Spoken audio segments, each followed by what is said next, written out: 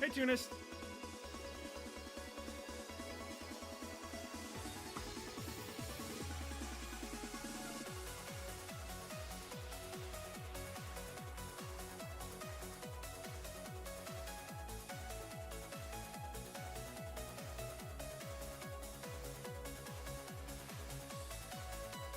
Hey, Steven.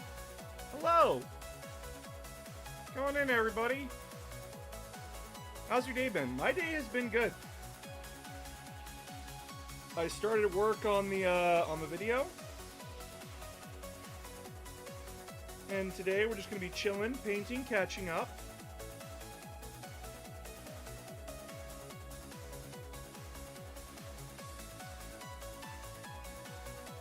It's hot, damn, apparently I missed a lot while I was gone.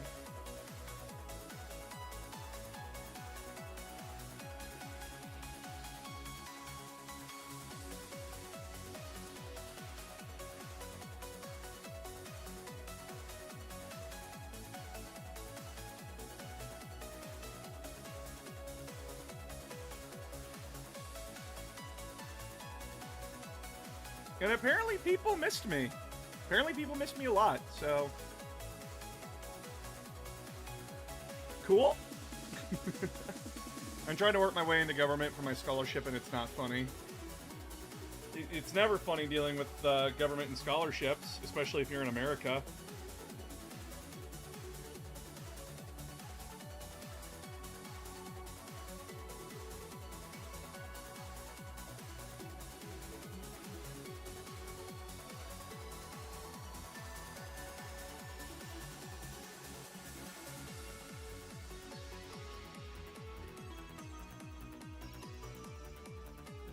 One week until Space Marine 2 Siege Mode. Yeah, I saw that at the Open. They advertised it there.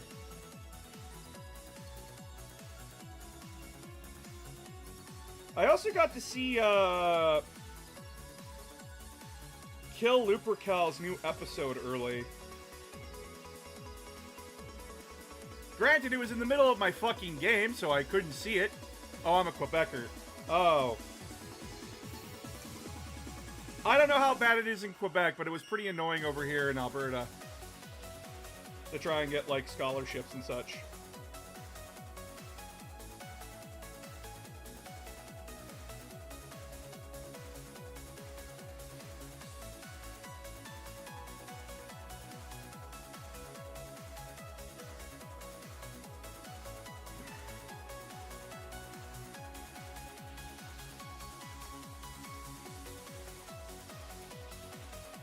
But yeah, right now we're painting a Noise Marine, by the way.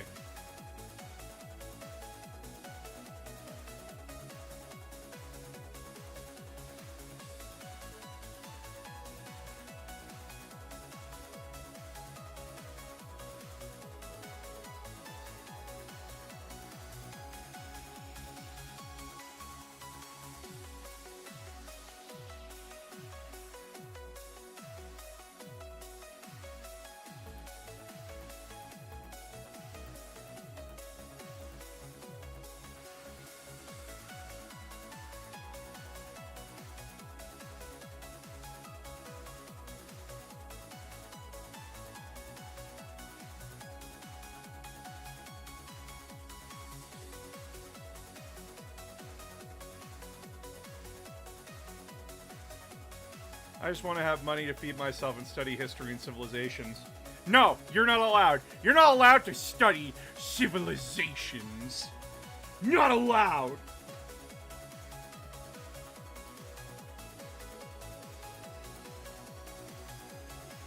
Learning from past mistakes. Who wants to do that?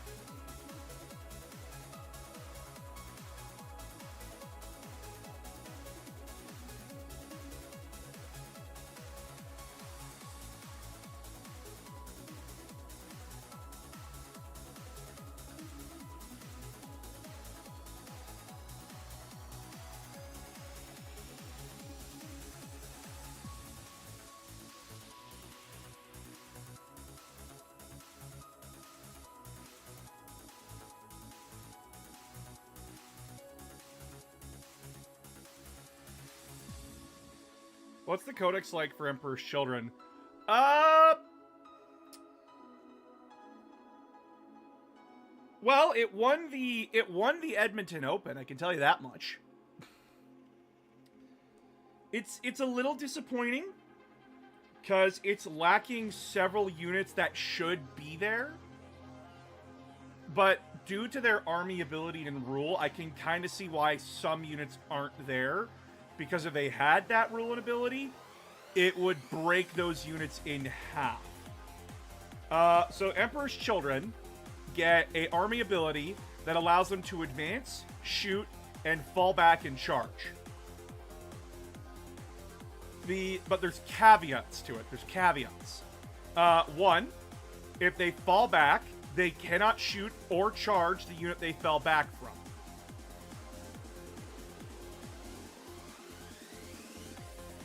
So it stops you from abusing certain abilities in the army that allow you to, like, get buffs for charging. Now, to some of you, you're thinking, oh, that's not that bad. Do you know how many armies would kill for an ability like that? Very many would. The ability to be able to run and still charge, or, like, advance and still shoot, as just an army ability. Oh god, so many armies would kill for that. Especially armies like Eldar and Dark Eldar.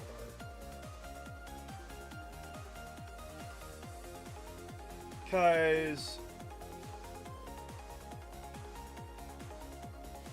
Emperor's Children already move pretty fast. They move 7 inches normally. But, like, adding an additional D6 to your run, like to your movement, every turn and still being able to do stuff is awesome.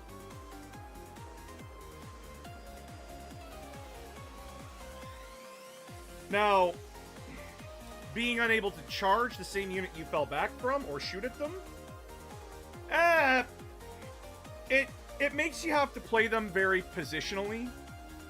It makes you have to be like, okay, is the unit they're running from, like the unit they're leaving, is it crippled enough so another unit can clean them up?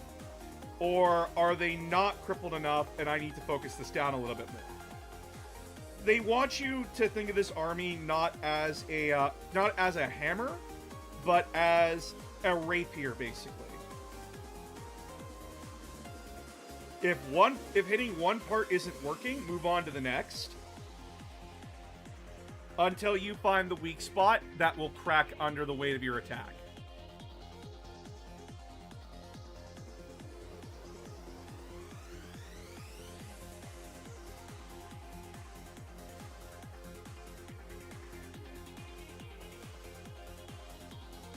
Move this.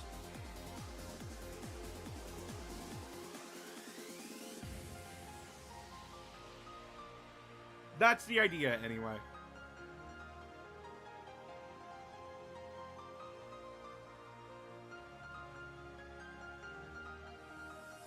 But yeah, the units we're missing from it that were very disappointing to see not in there was the Predator tanks, no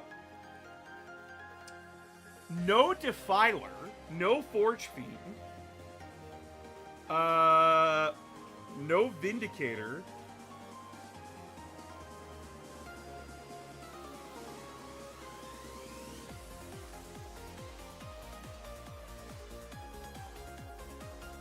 And the worst part is that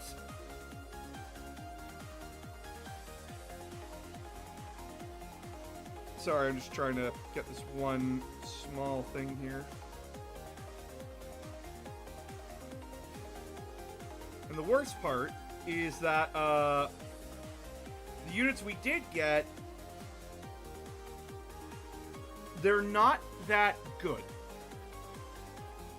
So, what do I mean by this?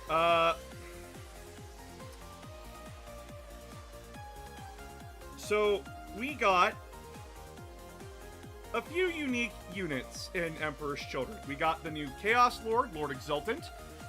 We got Noise Marines back, which are great.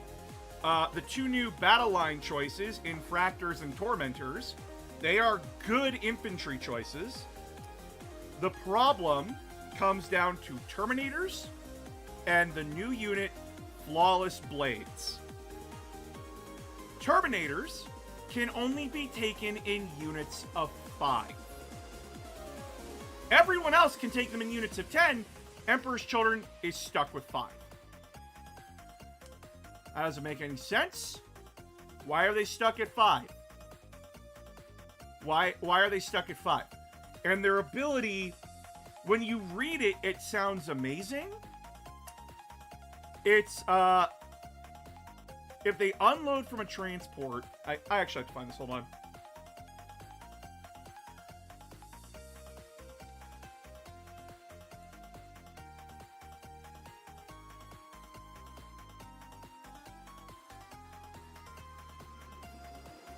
Like, when you read it, it sounds good in your head, but then when you start applying logic and thinking about it, it's actually extremely underpowered, if not useless.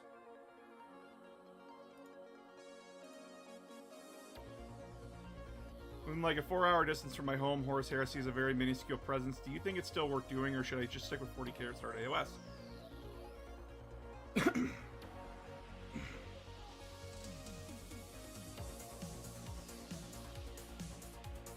What do you mean by minuscule? What do you mean by minuscule? Also, while you're typing that out, in your shooting phase, each time this unit is selected to shoot, if it makes one or more ranged attacks and all those attacks target the same enemy unit, until the end of the turn, each time this unit declares a charge, if that enemy unit is a target of that charge, you can reroll the charge roll. Now, you're thinking, oh, that's really good. They can reroll charge rolls. And on the face of it, yes, that is good. But think about the amount of conditions attached to this. For one, it has to be in your shooting phase. All of your ranged attacks have to go into that one unit. And then your unit has to declare a charge. And then you reroll the charge, and then you can reroll the charge roll if you fail. That is 3 conditions that you have to meet. For 5 models, whose strongest attack is Strength 8, AP -2, Damage 2, with 3 attacks each.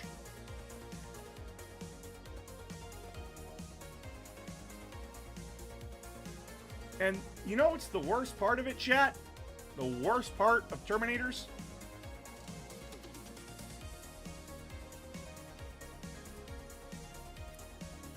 There's already a few detachments in here that allow you to reroll charge rolls. So their ability is completely redundant. So Terminators, which are amazing in every other Chaos army, you don't even want to look at them here. And then there's the new guys, the Flawless Blades. These guys are supposed to be our answer. These guys are supposed to be our answer to 8-bound. You know, the World Eater's possessed units. These are supposed to be our 8-bound. Their stats are garbage. Now, Their stats are 3 attacks each, hitting on 2s, strength 6, AP minus 3, damage 2. Okay. There's nothing else. There's no sustain. There's no lethal. There's no devastating. No anti-infantry, no anti-vehicle, no anti-monster, nothing. That's it. That's all you get. With 3 to 6 models. And then their ability, Demonic Patrons. Each time this unit is selected to fight, it can call upon Demonic Patrons. If it does, until the end of the phase, each time a model in this unit makes an attack, an unmodified wound roll of 3+ scores a critical wound. I.e., it doesn't matter. It doesn't matter how tough that unit is. If I roll a 3 or higher, I wound you. At the end of the fight phase, if this unit called upon Demonic Patrons this phase and no enemy models were destroyed by attacks made by models in this unit, this phase, one model in this unit is destroyed.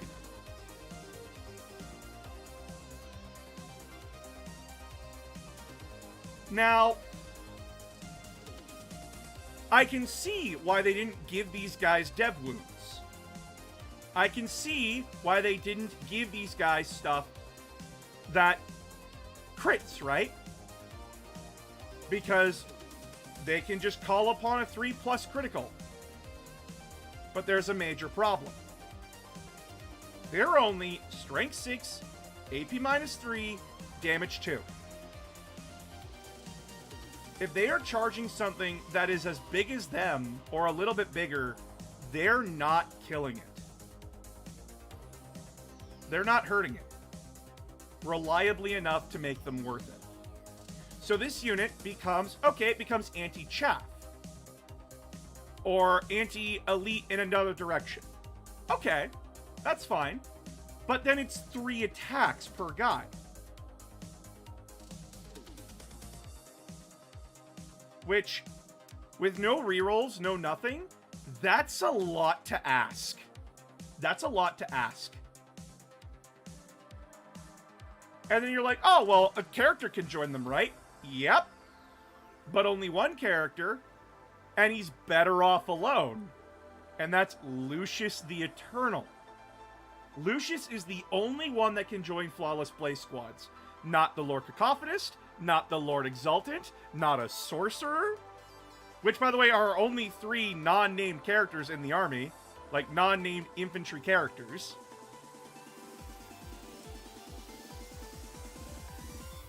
And Lucius loses an ability when he's with a squad. So you are actively hindering Lucius by putting him with Flawless Blades.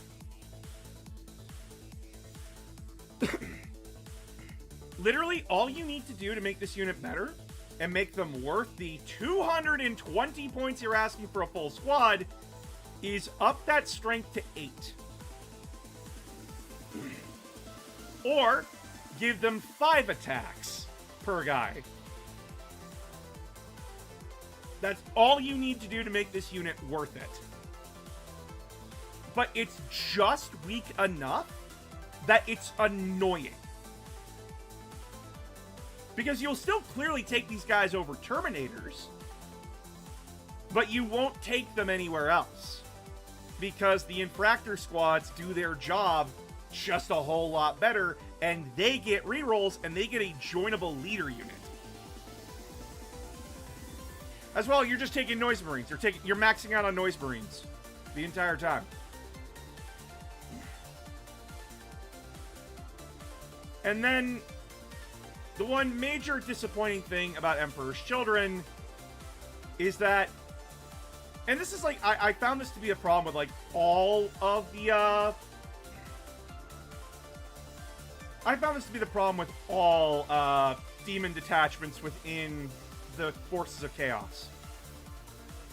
And I will stand by this. Having demons in Chaos is not a bad thing, but you need to stop making demons a fucking leech on them. So this is how the Emperor's Children's demonic detachment works. So you have two keywords you need to be paying attention to. Emperor's Children and Legions of Excess. So you need to have each unit be within 6 inches of each other in order for them to be empowered.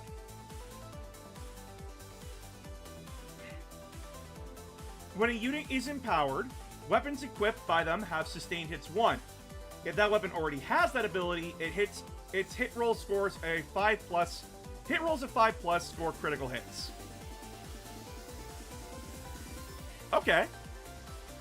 So now you're telling me the army that wants to move fast and eat ass now has to hug each other religiously,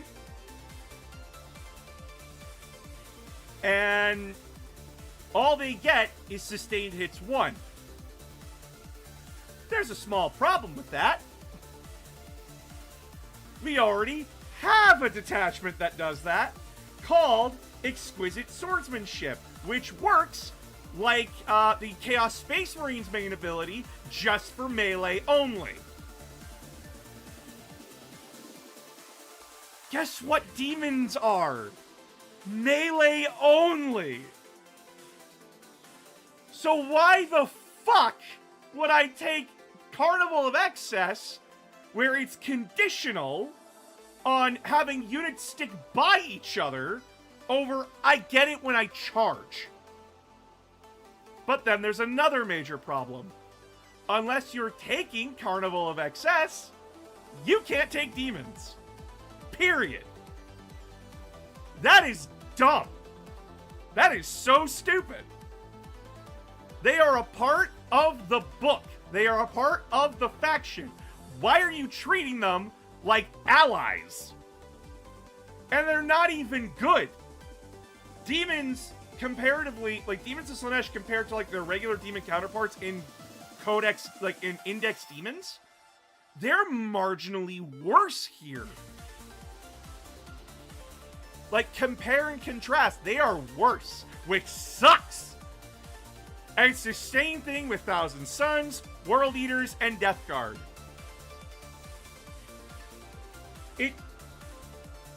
I get that they don't want to break the game in half by allowing the Forces of Chaos to have cheap flak units that can just hide and hold objectives. I get that wholeheartedly.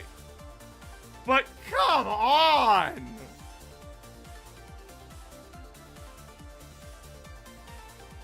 That is dumb. If you don't want that, don't include them. Or if you're going to include them, make it worth taking.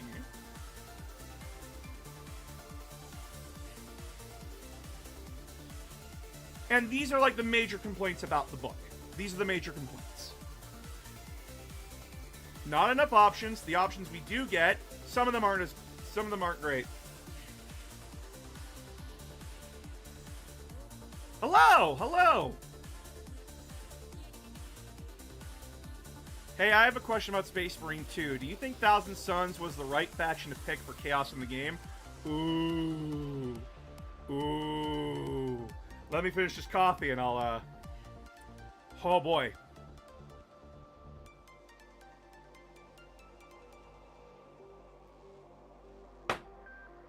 Oh, you got me. You got me. Okay. So, for those that don't know, I am a Thousand Sons fanboy. If Thousand Sons do not have a fan, I am their fan. I am their biggest fan. I will fucking fight tooth and nail for Thousand Sons each and every day. Every time the Thousand Sons get a new codex, I am on that shit. I am snorting it. I am huffing it. I am taking the dust out of the tin cans and snorting it up to get that warp power, okay? I brought them to Warhammer Open. I played them in Warhammer Open. Despite my initial reaction for Thousand Sons in Space Marine 2, with how the game shook out, how its plot shook out, they were the worst possible choice for an encounter in that game. The worst possible choice.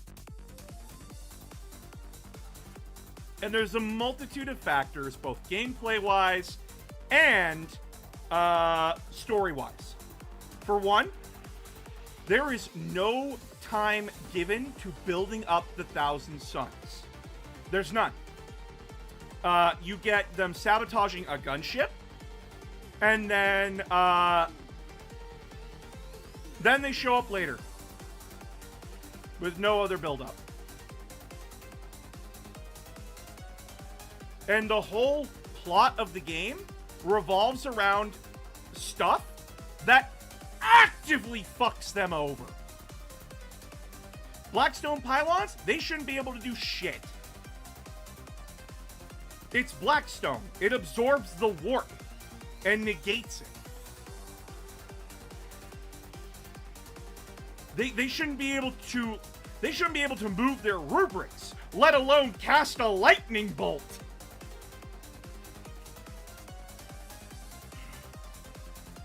Second, the Tyranids. The Tyranids give off a thing called Shadow in the Warp, which disrupts warp. It disrupts the flow of the warp. What do Thousand Suns rely upon? That's right, chat. They rely upon the warp. So, tell me how they're not being affected by it. Go on. I'll wait. This isn't High Fleet Kronos, by the way. This is High Fleet Leviathan. Leviathan is not specialized against warp creatures. But, like, they still have Shadow in the Warp. It should be disrupting everything. Not to mention, with Thousand Sun, it's the same trap that Space Marine 1 had. When Chaos shows up, the game's plot grinds to a fucking halt. It grinds to a halt. And yeah, there's Spectacle, but Spectacle only gets you so far. Especially since Thousand Suns are completely antithetical to the game design. Thousand Suns are not a melee army. They do not like focusing on it. Yeah, they can do it. They have Zangors, they have Terminators with swords, but they don't want to be there. As well, we're missing several of their special units and special weapons. We're missing regular sorcerers, like their rubric sorcerers controlling them. They have exalted and regular sorcerers doing it. In fact, not even exalted. We're missing the Soul Reaper cannon for one of their units.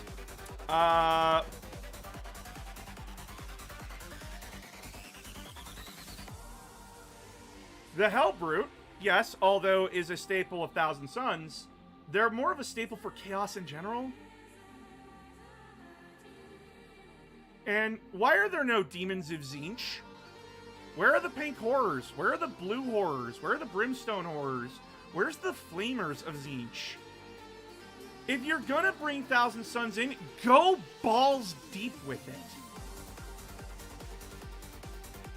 Why are we pussyfooting around this?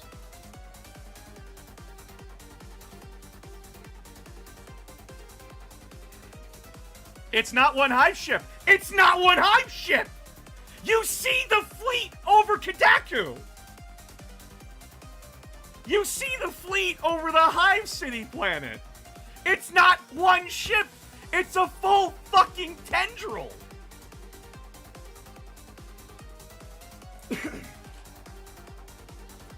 But with how the Thousand Suns are designed in-game, it's completely antithetical to what's going on. Because you're designed to be fighting bugs. Your unit, your characters, are all designed to fight bugs. You have only 2 weapon choices, which is pistol and shooting, like pistol and main weapon, and a melee weapon.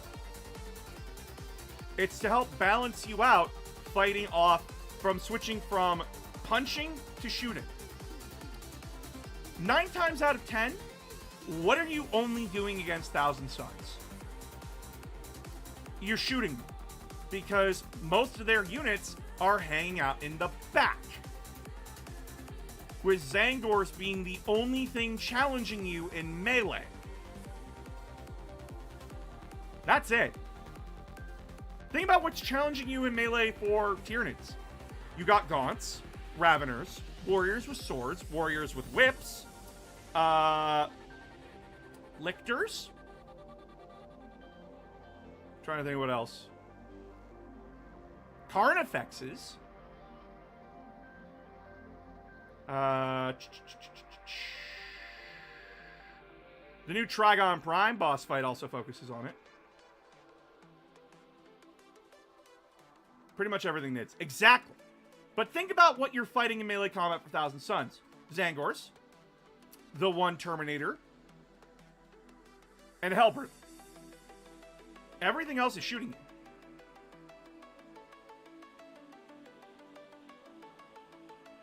Okay, what if the Thousand Sun main bad guy was just a desperate jobber who was trying to get up? Maybe that's all the soldiers he could get to join him. That's not how Thousand Suns cults work. That's not how they work at all. You don't recruit people in the Thousand Suns. You turn people into rubrics. And you spread the cult of Tzeentch around. Something else that they highly misunderstand about Thousand Suns, they do not do that big-ass final climactic fight. They don't do that. They avoid that at all costs. They're not World Eaters. They're not Death Guard. They are tricky. They're tricksters. They don't like stand-up fights. They want to avoid those because it's unnecessary. When you know a Thousand Suns plan is happening, it's already too late. And they set up defensively each time. They weren't defending shit in that final battle. They were going on the offensive. It was you who was trying to stop them from conducting the ritual that they were doing. It is so antithetical to what they do. And Amura, God, I wish we got more to know about Amura and why the fuck he has a hate boner for Marneus Calgar. I would love to know why, but we never do, because Amura just isn't developed, because they don't have time, because we gotta sit here and listen to Titus whine and bitch again, and just be cool and can't be stopped. And it's just,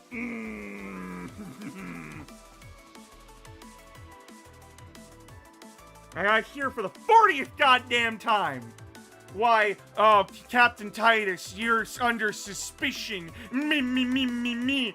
How about you develop Amura? How about you have more influence of the Thousand Suns throughout the campaign? How about, you know what would have been perfect for this? Death Guard. Death Guard would have been perfect for this. But no. We had to do Thousand Suns. And the Thousand Suns, although programmed wonderfully, there are like the small little things that I geek out about. Like when a rubric sorcerer is raising the dead. Like raising one of his dead, Dusty Boys. You actually see the dust form around the soul and the armor form around that. That's cool as shit. But it's hampered.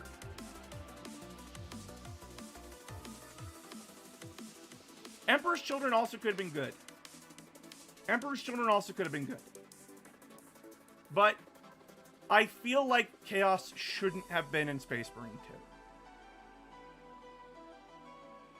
They shouldn't have been in Space Marine 2, or they should have been the sole focus of it. Holy piss!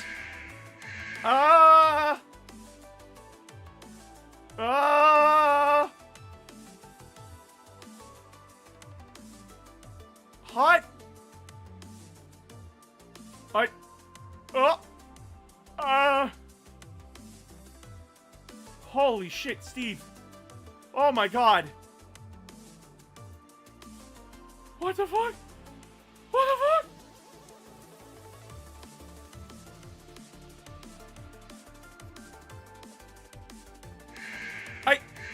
Thank you so much. To those rating in, hi, I'm Announcer of Games. I'm a Canadian content creator. I talk about Warhammer 40k, gaming, all that kind of stuff. I am a safe space for our LGBTQ plus friends. Thank you so much, Steve, for the raid. If you guys got to cut and run, do not be afraid to cut and run. I understand. Long day, lots of shit to do. Fully understand. Oh my god, thank you so much. Holy crap! For those that don't know, we're talking about Warhammer 40k Space Marine 2 and my opinions on the Thousand Suns and why they shouldn't have been in the game.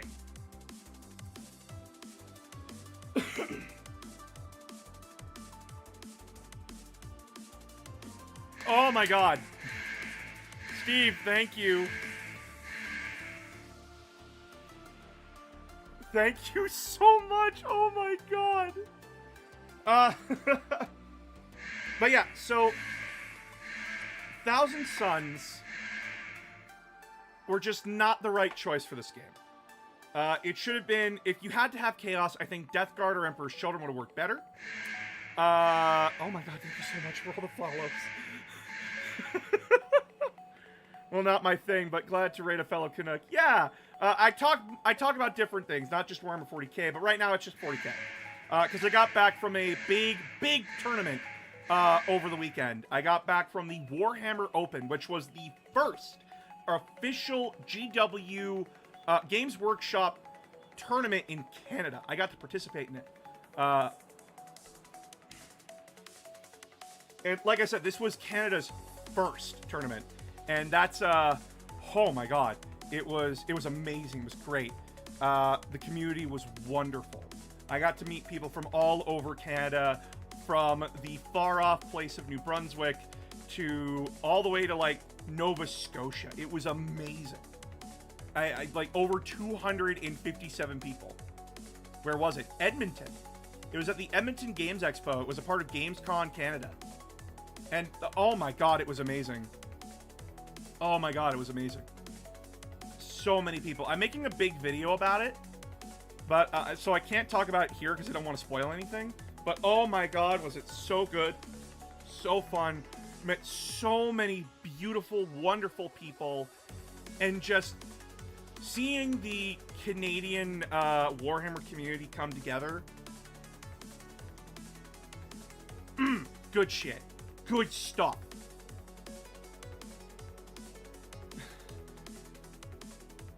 It was amazing. I haven't seen a Travago ad in forever. Had no idea they were still around. Oh my god, took us long enough. I'd rather pick Emperor's Children due to Death Guard having a lot of representation compared to Emperor's Children. Yeah, but then you want to sell this game to like teenagers and such, and Emperor's Children are that army in Warhammer where it's like, so it's Xenobites, but worse? And you just gotta go, yep. And no parent wants to hear that. Xenobites, but worse?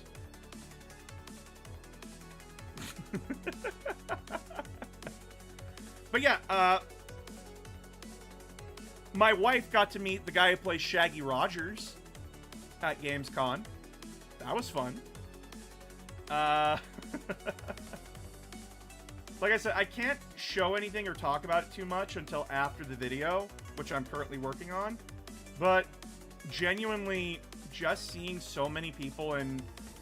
oh, it was great. It was so fun. Are the Warhammerites eagerly anticipating Henry Cavill doing a series? The sane ones are, but I'm keeping a healthy, what's the word I'm looking for here? Cautiously optimistic. I'm cautiously optimistic about it. Because Henry Cavill is not, like the only one working on this. There's whole groups working on this. You got to remember that a production is not just one person. It's a whole wide army of people working on it, from the creators of Warhammer itself to the executives at Amazon to Henry Cavill, the writers that they all bring on, because everybody has a different viewpoint of how this should work. Because the executives don't want a series that's so unfamiliar and alien that it won't work. But the creators of Warhammer want it to be faithful to Warhammer because it's their IP, it's their property. But they also want to be marketable. While Henry Cavill, who is a fanboy, wants it to be a 40K show. It's a whole team effort. But here's the thing. If you see any news on it, it is not in production yet. It's in pre-production. So that means they're getting the outline of the show done. So then they need to get that outline, bring it to the executives of Amazon and the executives at GW, get the green light from them, and then they go on to hire actors. They go on to hire effects artists, visual artists, everything. And then once all that's in place, then they go into production, and then the show is shot, barring, hopefully, that nothing bad gets in the way. Whether it be writers' strikes, or just strikes in general that don't get in the way of the production, because, you know, strikes always disrupt, which is good, because if they're striking, it means they're fighting for their rights, it means they're fighting for better pay. Always support your striking workers.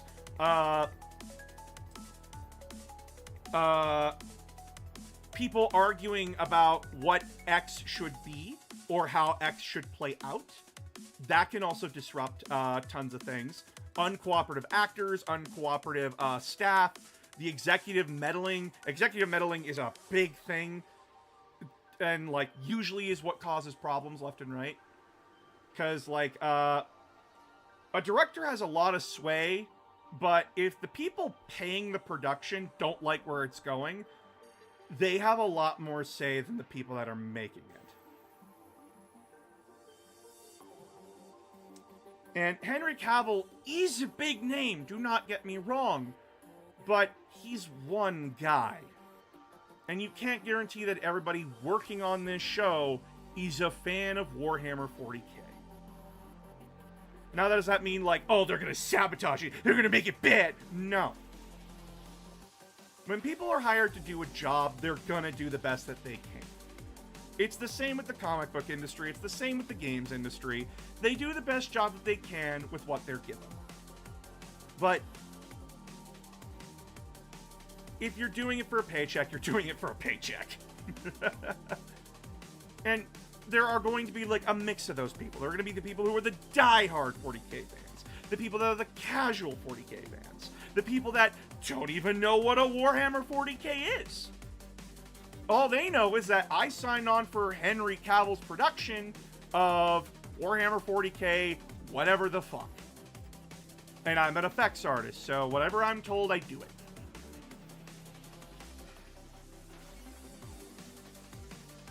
And the problem is that we also don't know what his show is going to be about. Like, there's rumors that it's Eisenhorn, which, for those that don't know, Eisenhorn is one of the best series of books if you ever want to get someone into 40K to understand what the fuck it is. Because it's from the perspective of a character that's essentially the secret police of 40K. He's an inquisitor. And their job is to, like, root out heresy, rebellion, that kind of thing. So you get to see how the Imperium functions, what its beliefs are, how these people operate. You get to see regular civilian life and military life within the Imperium. And you get to see just how fucked up of a place it is through the eyes of Eisenhorn, who goes from like, I am a purist inquisitor. I believe that only human stuff works. I believe that human stuff is absolute. If you go off the beaten path, you're a heretic and you deserve to burn.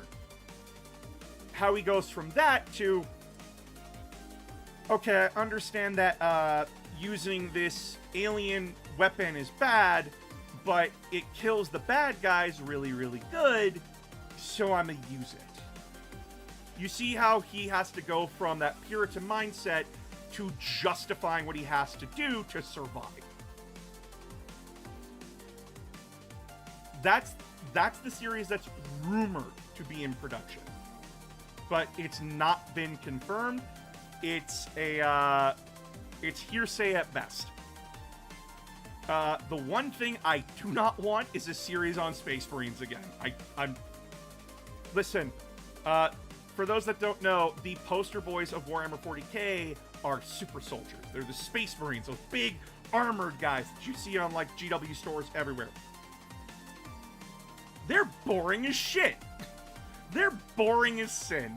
If you watch any of the recent animations from Warhammer and it has Space Marines, it's just combat porn, which, cool. Me personally, I'll just go play the video games if I want to watch Space Marines murder stuff. But, if you're coming for interesting characters, 9 times out of 10, if you're watching Space Marine stuff, you're not getting it. The interesting stuff comes from, like, the regular people. Nothing more dull than the Stormtroopers, basically. So I know it's heresy, but I'm still painting my ship red so it's faster. Nah, go ahead, do it. If they choose a conflict to go into for the series, which one do you think would be best? Ooh, the current conflicts in 40k. So right now, I did a series, by the way, on YouTube for those that are interested. It's called Need to Know. The Need to Know series essentially gives you the Cliff Notes version in an entertaining fashion that is explained in a way that allows newcomers and those who are interested in learning about 40k to know what's going on while helping fans also catch up on the current events of 40k. I'm making that series. Currently we have War for Armageddon, Arcs of Omen, Pariah Nexus, Tyrannic War, and Nachman Gauntlet. I think if you want to do a series on 40k in the modern timeline, I think setting it in either Nachman Gauntlet or Tyrannic War 4 would be the best options. Nachman Gauntlet is talking about it's focusing on the main big thing that happened in 40k where the galaxy got split in half by a massive rift of demonic energy. So like imagine our galaxy just split in half. And if you dare try to go into that rift, essentially it's demons. Demons and bullshit. It's that one horror movie that like everyone says like a pseudo 40k movie. It's like that. Just with more demonic swords like being jammed into you. That's splitting the galaxy in half, and there's only like certain amount of safe spaces within those within that rift that you can use to traverse it. Having a series focus on either the planets that are stuck within those safe zones or the planets like literally right beside it would be very interesting to see. It would help see those who are faithful to the religion of the Emperor and the Imperium basically have to like stand, like their faith is challenged as like the warp is right beside their home planet, or like they're surrounded by it, so like they're that beacon of hope, like the beacon of light within that like system, but also being the horrible fucked up religion that they are. With the people who are just like, dude, I'm just trying to make it day to fucking day, and either how they choose to reject the demons whispering in their ears or embrace it because the Imperium abandoned us. Why the fuck should I continue to serve them? And you can do this from the regular civilian to the regular boots on the ground soldiers. And if you need to have Space Marines, there's Space Marines running around, both Chaos and regular. So you can do that. If you really want poster boys, Tyrannic War is more focused on the enemy from without more than the enemy from within. And that also, like, brings up a lot of good, like, stories on how the Imperium fights the Tyranids, but also it causes a lot of its own problems, both logistically and spiritually and morally, because the Tyranids are a massive threat. They are like they are just a species that's like we mindlessly consume. They eat whole worlds because they take the biomass and make bigger Tyranids. But the Imperium, in the most recent storyline for this war, they essentially have the equivalent of anti-vaxxers. People just denying that the Tyranids were even a real threat at all, because the Xenos would never get so close to Earth as giant bug spores are flying in and crashing into the ground, unleashing like hordes of bugs. And like bugs are popping out of the sewers and everything. And there's like mobs of people moving through these gigantic cities, screaming at the top of their lungs that the threat isn't real, it's fake news, it's woke propaganda, basically, as the guns are turning to the sky and firing on massive bioships. Funniest shit you'll ever read. Happy to raid you. Thank you so much, Granny Nerd. Thank you so much. And by the way, just to let you all know, we don't just talk 40k here. We talk Mega Man, we talk Halo, we talk about so many different series here, including Battletech. If you like giant robots, giant mechs, you'll love Battletech.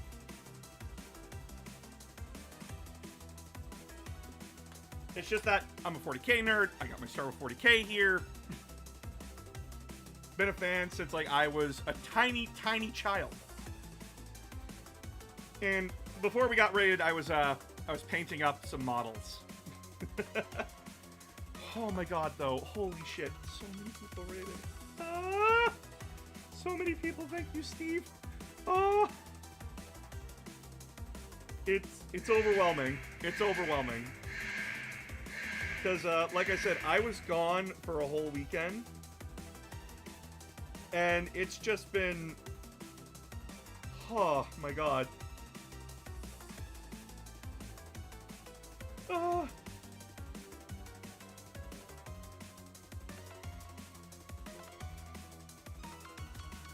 It's... oh my god, he's so nice. Steve is so nice. He's such a nice dude.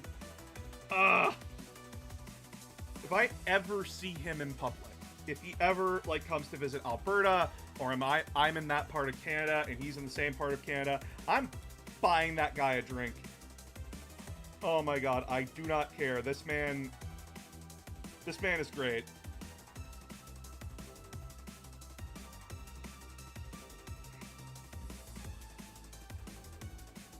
Genuinely, like, a sweet as fuck person.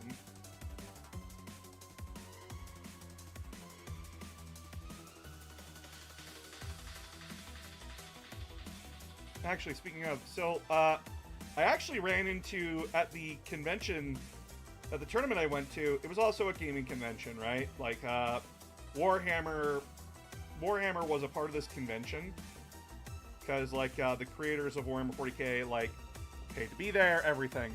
I actually got to meet my high school teacher, my high school English teacher, who was also the guy who ran the anime club.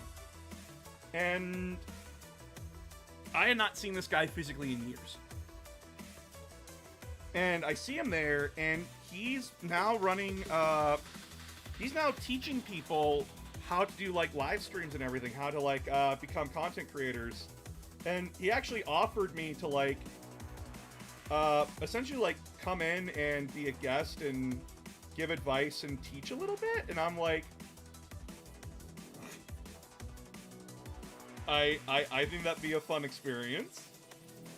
Especially, like, giving people advice.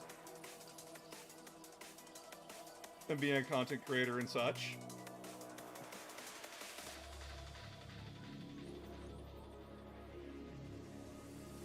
Plus, he got me a cool mug. Actually, Phoenix, can you bring me that mug? Thank you.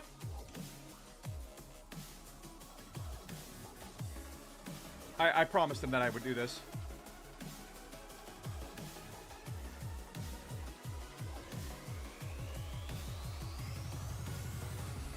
Because, like, he gave me a mug for free, and it's a really good mug. So, this is the, Leviathan mug that he gave me. This is his, school and everything. Mills, if you're watching this, I kept my promise. It's being shown, it's being displayed. I'm sorry, I promised to show it off. Good stuff. Good stuff. But if you see that, if you see Leviathan, go give them a look. They're teaching the younger generations on how streaming content works, how content creation works, both the pitfalls and the advantages of it, and basically, you know, just in general knowledge of how the system works, which I think is great, because people should understand and know how content creation works, and both the fun aspects of it, but also the stress of it. The stress of it.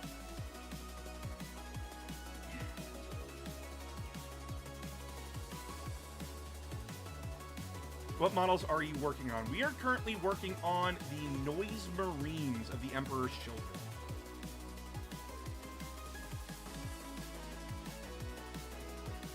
Granted, I'm not really painting them because I got distracted with a really big raid that threw me off because I'm just like freaking out. I can show you their new models that they made. Ta-da! These are the models that we're painting right now. But we're painting them in my unique color scheme, not the pink and black. Even though these models look sick. Oh, I couldn't tell even when zoomed in. Yeah, no, because I'm just painting their gun right now, right? Like, this is all I'm painting is their gun right now. This is the main model itself. And then we have their backpack right here. Because painting these guys when they're fully built is a pain in the ass.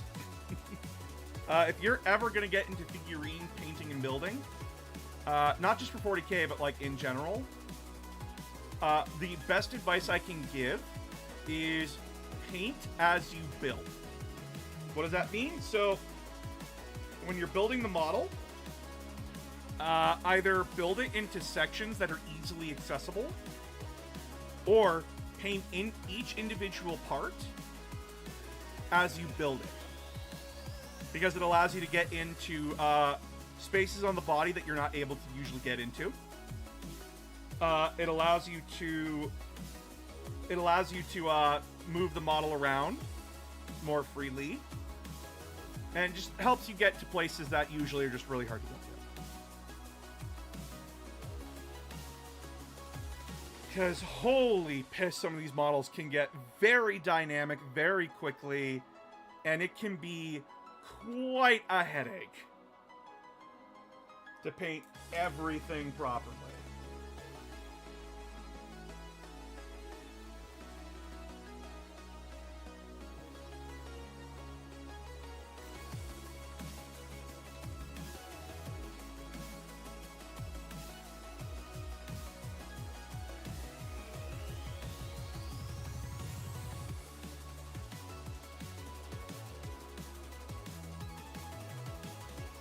Yeah, sometimes I am going to go quiet because I can try to focus and paint.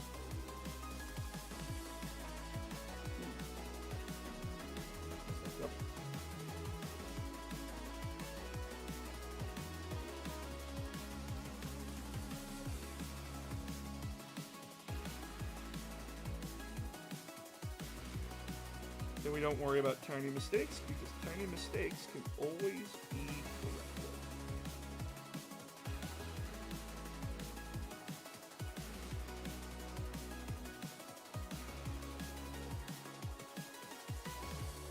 Oh yeah, something else we also talk about here is stories, whether they be from like regular books or comics or whatever the fuck.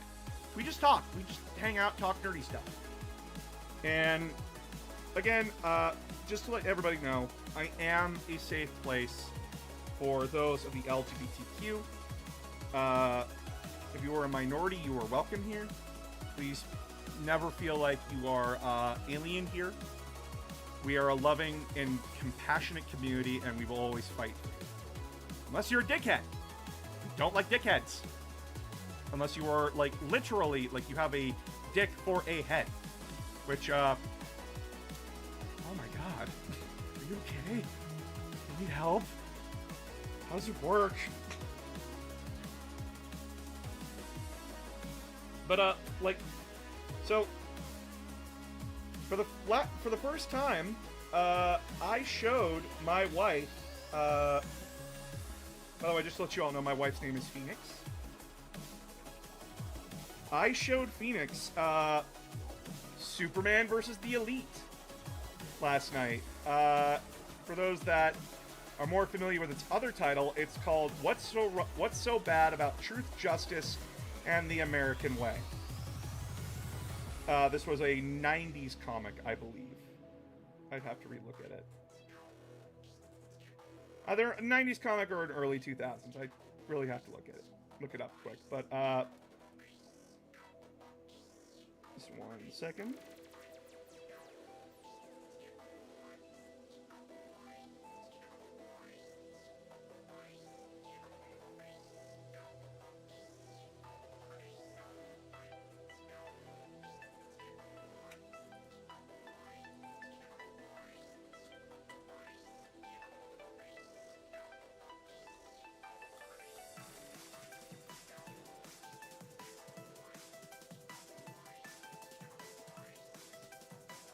2001. Okay, so it was early 2000s. So, for those that don't know about the plot of Superman versus the Elite, or better known as What's So Bad About Truth, Justice, and the American... What's so funny about Truth, Justice, and the American Way? Essentially, it is a story focused on Superman and the ideals of anti-heroes.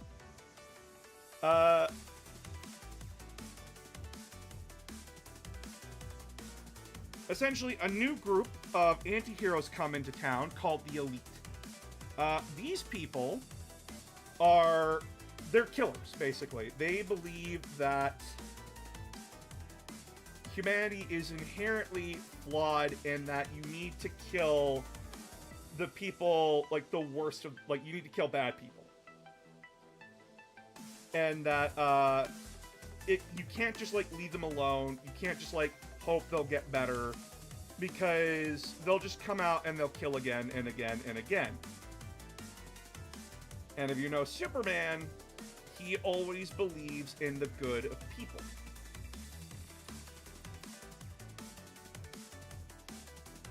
But he also believes that, yeah, no one's perfect. Like, there will be bad people in the world constantly, because peace is never something that's, like, peace is not ever, like, one and done.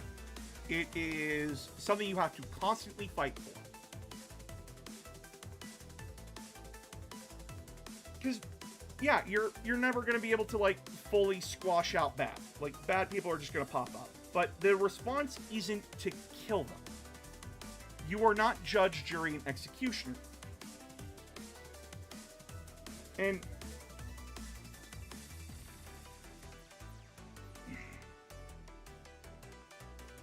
it's a book that challenges Superman, like the ideals of Superman. And it's very good. It's a very good look at how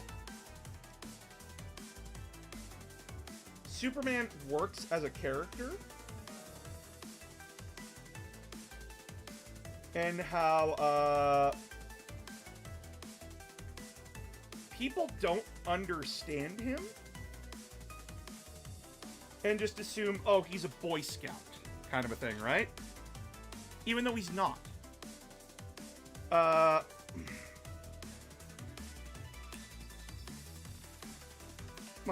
There's a whole big fight between him and the Elite at the end of the book and at the end of the movie where they think they kill him. Like, they do fuck him up, but then he snaps. Like, Superman snaps in the book and in the movie, and he says, I finally get it now. I finally get everything that you've been saying. And I've been making the mistake of treating you all like people. This world needs someone who's willing to put the dogs down. And he brutally tears them apart. Like, one of them gets hit with a poison dart that just causes her to have a seizure and an aneurysm all at the same time. And she dies. Their magic user, he's like, I have a magical force field around me. I'm not going to get hurt. Superman spins, like, so fast that he sucks the air out of the area, and that magic user suffocates. Which then, the leader, who's a psychic, and their heaviest muscle, who's a guy who, like, controls electromagnetic energy, they teleport back to Earth, trying to use a civilian population as a human shield, because it's like, it's Superman. He's not going to attack when the sheep are around. He punches the electromagnetic guy into orbit at Mach 7. And when you see Superman, he is a monster, basically. He's fucked up, he's ugly, and he's, like, angry, but, like, smiling about it. And it leads to, like, this whole big fight with the psychic, who's, like, calling him a hypocrite and everything. But then, like, he makes it, like, he does, like, a huge psychic blast, knocks Superman back on his ass, and Superman gets up, really pissed off, and his eyes start glowing, and of course, like, the psychic guy, Manchester Black, he's like, heat vision? You can let alone stand and fry my face. Superman responds, I'm not aiming for your face. Focuses his heat vision through the man's fucking pupils and gives him a lobotomy. Like, cuts out the abnormal part of his brain, giving him the psychic powers, and then just proceeds to absolutely hand this man his shit. And, by the way, this is all being televised. This is all being televised for everyone on Earth to see. They are seeing Superman systematically tear these people apart. And it's revealed that Superman didn't actually snap. He reveals that he didn't kill anyone. He hit that one person with a dart that, yes, did give her a seizure, but it only knocked her out. He did not suffocate the magic guy. He just sucked the oxygen out till he passed out, and then immediately gave him medical attention. For the nuclear guy, for the electromagnetic guy, he did send him into orbit, but he was caught and knocked out. And then, like, all of them were brought back. Like, they were all given medical attention, proper medical attention. And he didn't actually lobotomize the guy. He essentially gave him what equates to a headache. He just was like, yeah, no, I just kind of, like, gave your brain a little shock and it gave you a headache. But it's the mere fact that Superman was holding back that is terrifying. Because when he's not trying, he's still that strong. He still chose not to be violent until he absolutely had to. There's this great speech in Justice League Unlimited where he feels like he's in a world of cardboard, that he has to take great care not to break it. And there are very little times where he actually gets to cut loose. Because he's constantly aware and hyper-vigilant about how powerful he is. when he grabs a doorknob, it's a process to him to be like, okay, I need my muscles to not grab the doorknob too hard, or I'm gonna break it, and I don't want to break it because then I'll be. It's a whole anxiety process. Superman is not like this modern, like, there's a point where like we all thought like Superman was like the Injustice Superman, where he's like the Homelander kind of thing. He's not. And I really like stories like Superman and the Elite, where it's people challenging the mentality of Superman. Because what do you do with a guy who's immune to everything except magic and a magic radioactive space rock? You don't... His challenge is not something that can hit him really fucking hard. The challenge is his beliefs, his morality. Can he save the day, and can he change people's minds?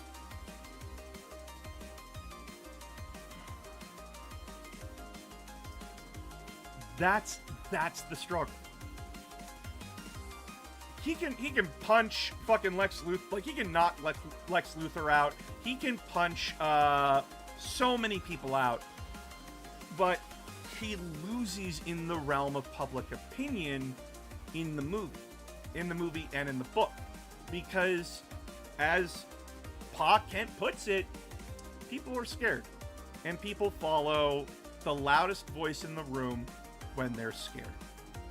But then when shit hits the fan, those people prove who they really are, and it's real leaders like you that guide people to what's right.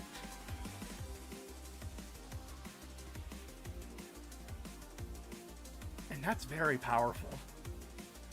Because Superman is the embodiment of like everything that we should strive for as a species.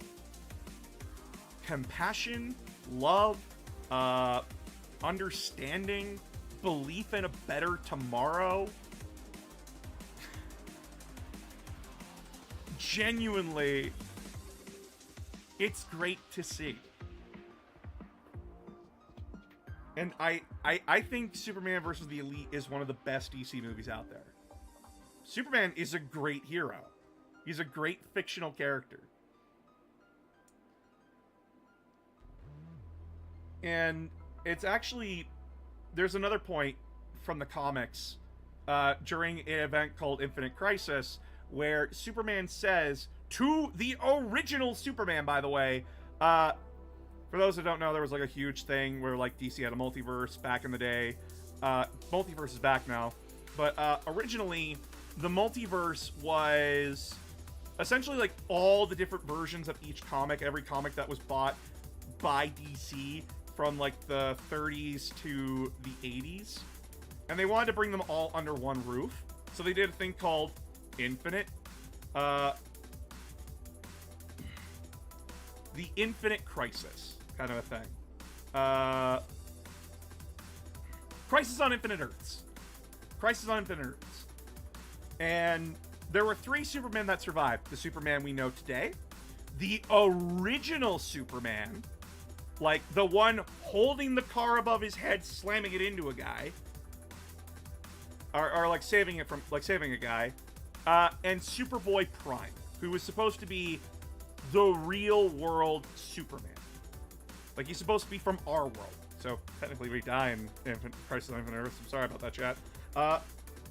But plot plays out, and in the sequel, Infinite Crisis, where essentially like Earth Prime, like the first Superman loses Lois Lane, and he's blaming the original Superman with like his corruption and everything, because like at the time everyone felt like something was very wrong with DC, and it was kind of like that criticism, but like in a way of your negativity, your corruption killed what was pure, killed what was good, and the perfect world is ruined because of you. And Superman, like our Superman, the one that we all know, he actually hits back and says, that's impossible. Because the perfect world does not need Superman. And that one line is so powerful. And it's so good and speaks to Superman as a character. The perfect world does not need him. Because Superman is the guy who punches things. He's the guy who solves the problem that no one else can solve. In a perfect world, you don't need him. You don't need somebody with that kind of power. And hearing that from Superman, oh, it's good shit. Good shit. Superman, one of the top 3 heroes.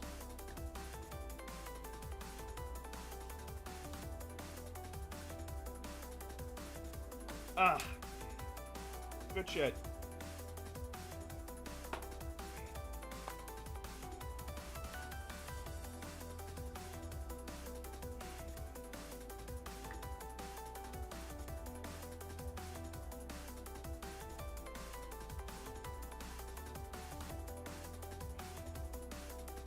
What I'm trying to say is, like, read, please. Like, read. Comics are not, like, for children. Like, not just for children. Like, there are so many good comics that will challenge your beliefs. They will challenge, they will challenge you. Because they're a visual storyteller. And yeah, there's good and bad comics. There's good and bad comics all over the place. Like, we're reevaluating some of, like, the greats that for years people were saying, like, oh, this is a must-read, this is a must-read, this is a must-read. We're reevaluating The Dark Knight Returns. We're reevaluating The Killing Joke. We're reevaluating several other stories as well that were, like, main staples to comic history. Because, believe it or not, for the best example here, and yeah, this is actually the best example, Dark Knight Returns Part 1, Part 2 did a lot of damage. In a lot of different ways. It influenced the comic industry very, very broadly. But The Dark Knight Returns is sort of like promoting fascist ideology. It promotes it, and then its sequel goes harder into that. And it's not good? Like, on the face of it, The Dark Knight Returns is the story of how Batman retired because he was forced to, and how without Batman, things got worse in Gotham. Crime went up, just bad things continued to happen. And that, essentially, it's sucking Batman off. That, like, only Bruce could solve these things.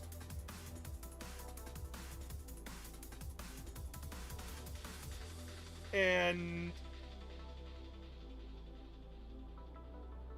the idea is really cool. The execution of it is really fucked up and flawed. Part of the main problem of it, as well, is that it demonizes healthcare professionals. And this is something, like, that's a bigger problem in the industry, is that when it comes to superhero healthcare or mental health, comics have never been the best at it.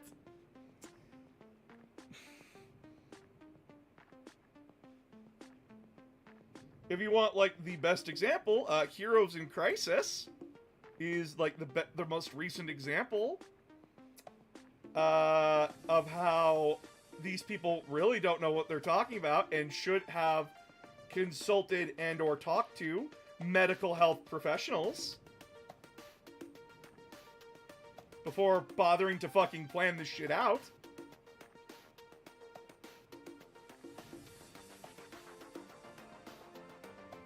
And Dark Knight Returns is a comic from the 80s. It's gritty Batman. Like, when you're probably thinking of, like, gritty Batman, you're probably thinking about, like, Dark Knight Rises Batman. Like, Dark Knight Returns Batman. Who's gritty, who, like, calls his Robins soldiers, that kind of thing. There's a lady with swastikas covering her boobies in, the fucking book and the movie. It's really fucked up.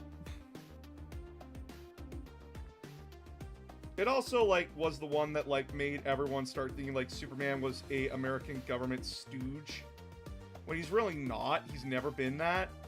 But, like, that's where, like, people got the idea that, like, Superman works for the government. Like, the American government, when he never did. In fact, like, when you read comics before Dark Knight Returns, you could make the argument that Superman was never that, because he actively resisted government authority and oppression, especially when it came to, like, minorities. Like, I'm not talking like, oh, he quietly sat down with a sign and, like, protested. No, like, horrible people that would try to, like, deport people, he'd grab them and toss them out. He'd beat them up. He's canonically beat the shit out of the KKK. So, yeah, no, Superman is not a stooge. He is a good boy. He is the best boy. Fuck you, Mark Miller. Frank Miller, not Mark Miller, sorry. Frank Miller.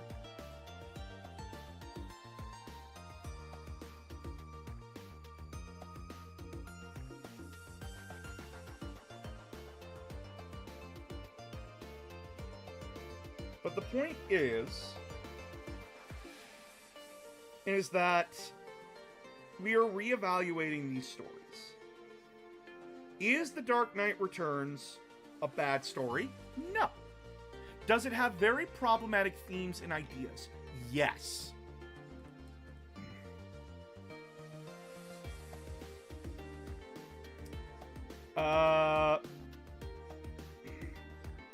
Same with The Killing Joke. It is a good story, but what it did to Barbara Gordon is bullshit.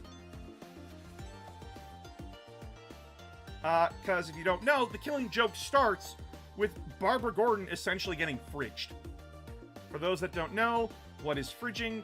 Fridging is a term used for when a woman is either killed or maliciously harmed in such a way that it's used to further male character development, even when that character was their own character. So Barbara Gordon, in an Elseworld story, which was not canon, by the way, gets shot by the Joker, implied that she is not so good things happen to her, and she is paralyzed from the waist down because she got shot. Also, it could further Batman and her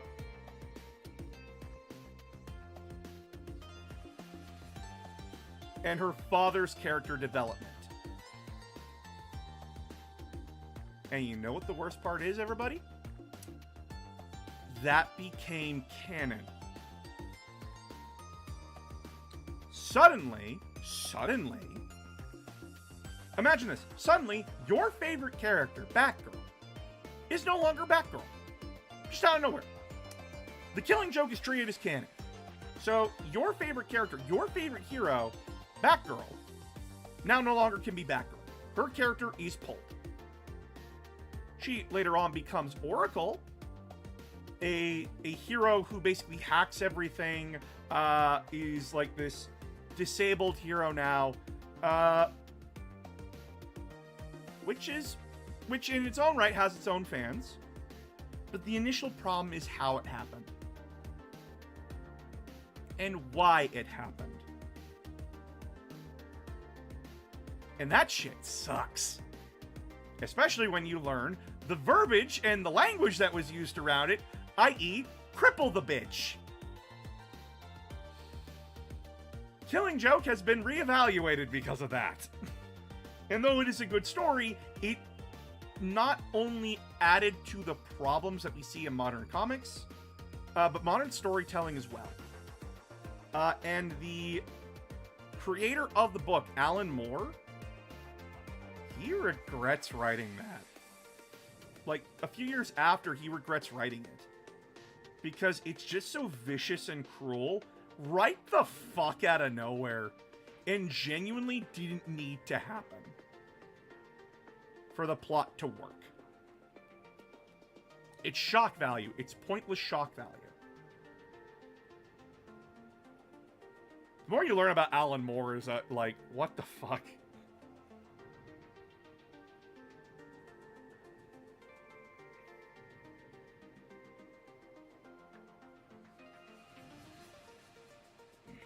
But yeah, like, when it came to Batman v Superman, that movie, the director said, and I quote, "The Batman that inspired this one is the one from The Dark Knight Returns. The bad one. Like, the more violent one."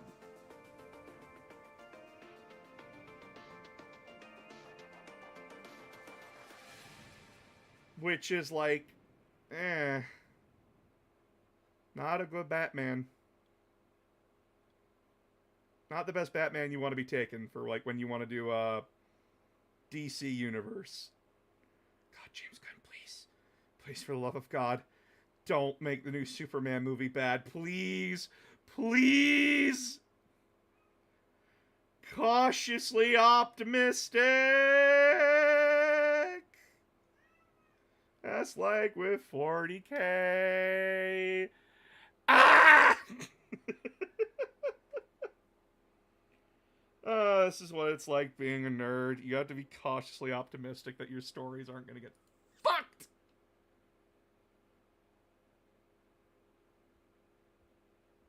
Because it's genuinely distressing when they do.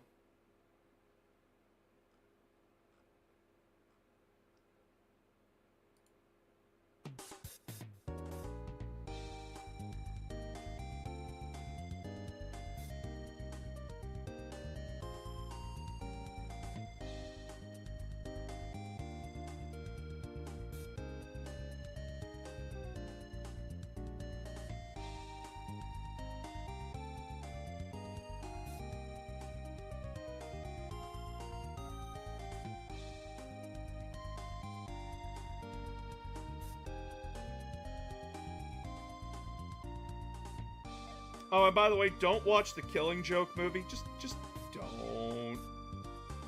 Just don't. It's bad. It's not good.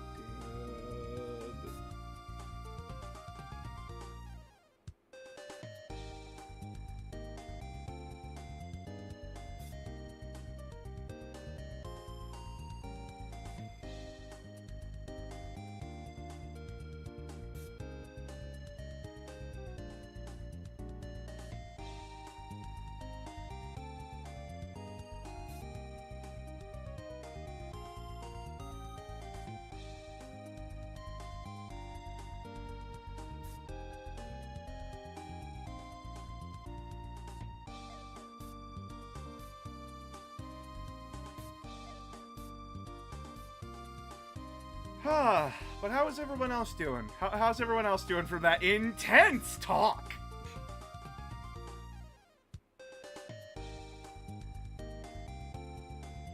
As we have this happy, cheery fucking Mega Man music in the background.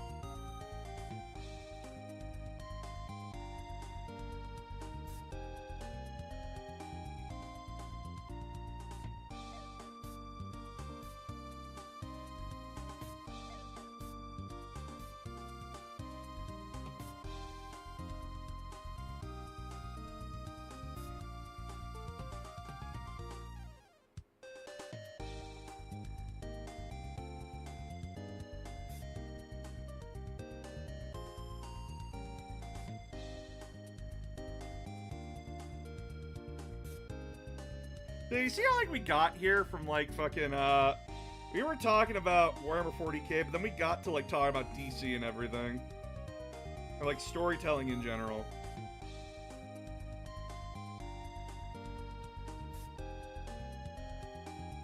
We just kind of go all over the place.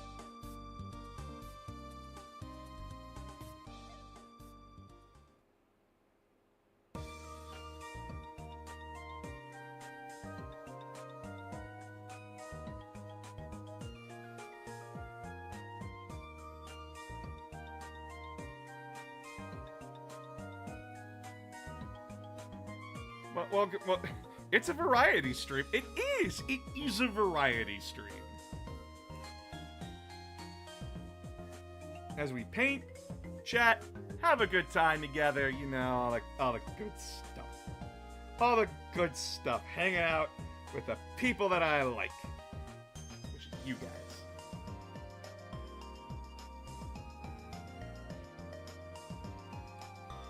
Move this out of the way a little bit. It's fucking with my model.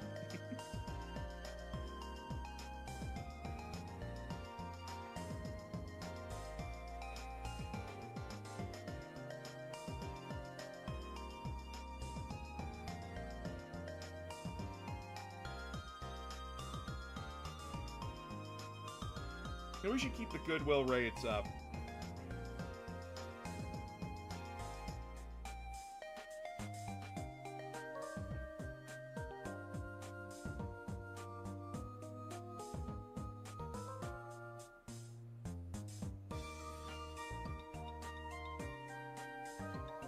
Hey boss, how do you think the Flood would fare in the fort? I've answered this. I've answered this a million times. Oh, God. No. No.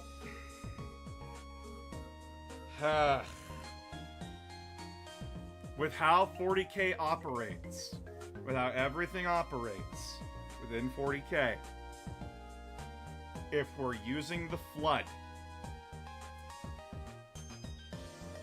they would win. And this is coming from me, a 40k fanboy. Knowing, with my knowledge of the Halo universe being just as deep as 40k's, due to the factors of the Flood and how 40k works, the Flood would win. And don't bullshit me, because I've had plenty of people argue with me about it, and they clearly had zero clue what the fuck they were talking about, because they said that the Tyranids could assimilate them. That's not how that shit works. The Tyranids break you down and turn you into a thing. They turn you into something different. The Flood break down your cells and reconstruct them into Flood supercells, which then turns you into the Flood. Not biomass to be used. Yes, they still do use biomass, but with how the Flood infects shit, Tyranids are just free food. Same with everybody else.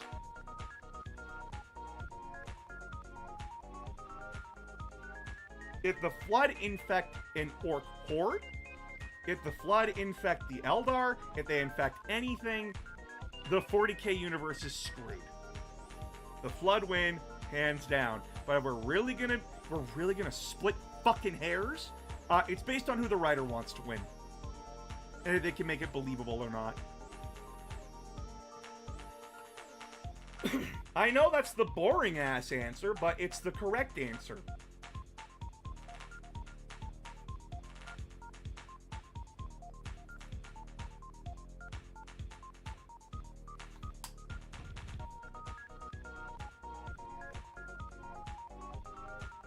Remember, guys, it took murdering the galaxy in Halo to stop the Flood, and not even kill them directly, to starve them out. And that didn't even get all of them.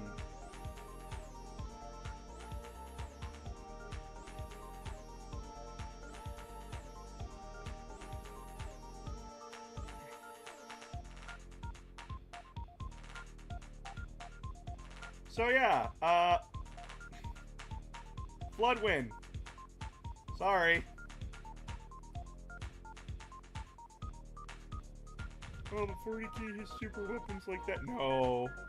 No, it doesn't. We have Death Stars, basically.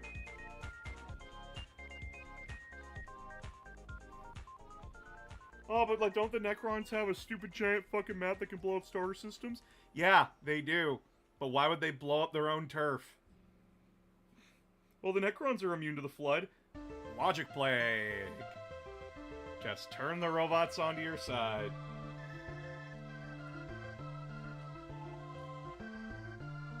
I hate this court.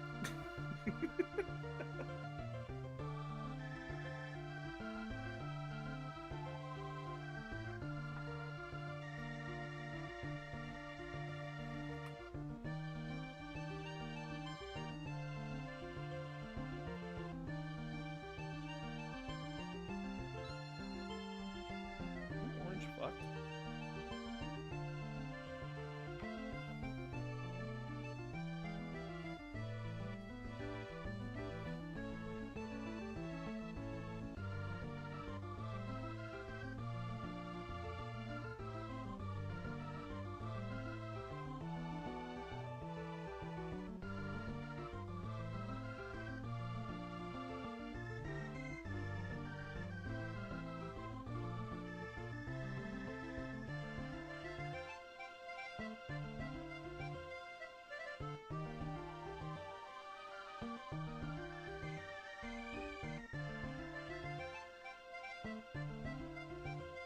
But yeah, no, I answered this question when I was back on TikTok.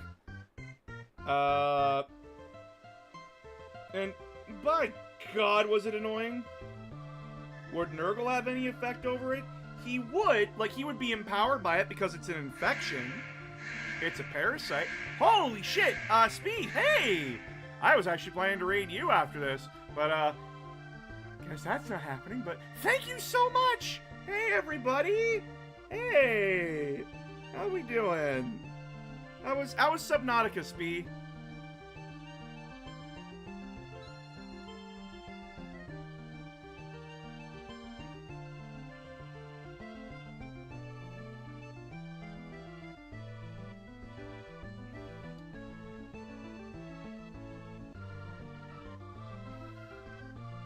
Legit got here just in time for Speed to raid you. The moment I raid, I get nad. Sorry. So would Nurgle become the most dominant of the four in this situation? He would, but since everything fucking dies, he would die off too. Elemental is raiding with a party of one. Thank you, Elemental. Oh my god, why is everyone raiding me today? Oh my god, thank you so much. We got like a big raid from Steve earlier. From Steve Boots. We got a big raid from Speed. I am out of ad jail. Hey, how is Subnautica? How's Subnautica, Speed?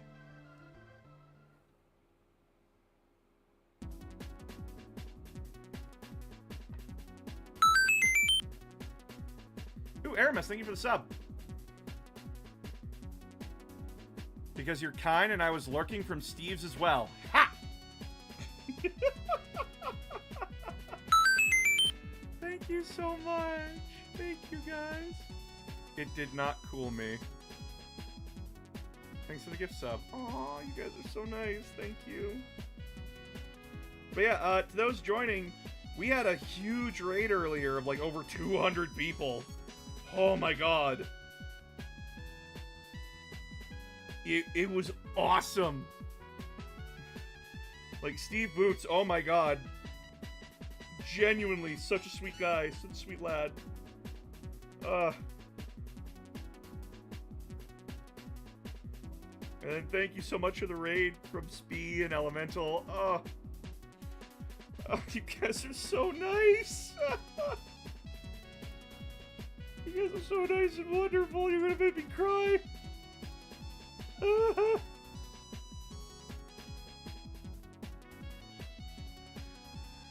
I had enough off hell. I had enough hell for today. Oh shit! I know, right?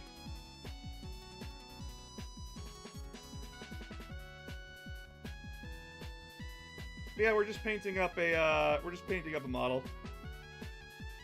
It's more of a chill, laid back stream, more for just to relax too, that kind of thing. Just have a good time, chat, chill, tell everyone I'm back, kind of a thing. And the question is like, I'm gonna be ending stream here really soon. So who do you like raid into? Do we raid into like Sidere or Miley, Fairbanks? Oh boy. Oh boy, I don't know who we raid into. Still here from the Boots raid. Nice. I hope I'm like entertaining you guys, cause like I know like the content that Steve makes, and I know like he games and I know like he does a lot of nerdy stuff, but like there is like the worry that like, oh, what the fuck do I talk about now? Do these people like nerdy stuff? Do they like enjoy Warhammer 40k, Mega Man, all that kind of stuff? Because that's like my brain, right? And now on the red stream. Nice. The School of Scholarship doesn't want to work, so yeah. Oof. For those that don't know, Lost in Spirals is a friend of mine. I'm their editor, their on and off editor. When she wants me to, she pays me, and I make her video, and I edit her streams together into compilations. Very wonderful person, extremely wonderful. Though, just a heads up, she is 18 plus. She's not safe for work. But genuinely great person, wonderful, wonderful creator, very good friend. And yeah, she gets busy. She doesn't get to talk to me a lot. But every time we do get to hang out and talk, it's always a good time, always a fun time. Plus, Monster Girls, Snake Girls, top tier, S tier. Snake Girls are best girls.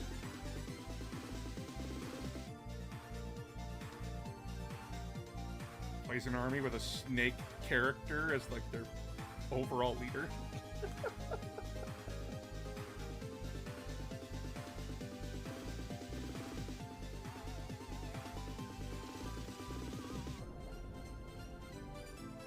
But yeah, Speed, you gotta cut and run. Don't stress about it. Thank you so much for the raid. I understand, because you live in the UK. UK time is late.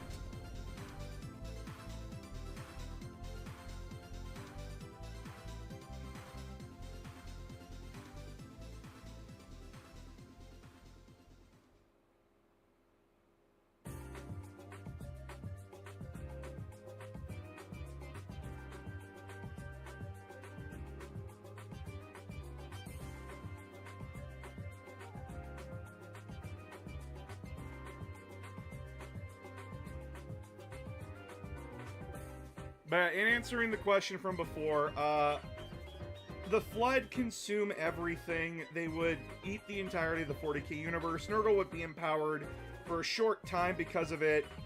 But the Flood consume everything. They consume all biomass. They're a hive mind. So the individuality of all of it would die out. And the Flood's ultimate plan and goal is to literally just die out. Once they've eliminated all life, they just want to die out.